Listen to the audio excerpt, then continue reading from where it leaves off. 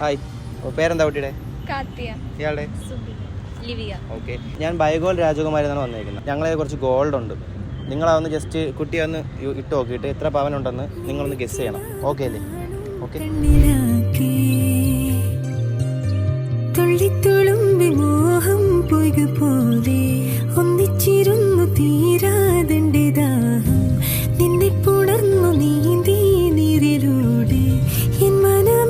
അപ്പം സെറ്റാണല്ലേ?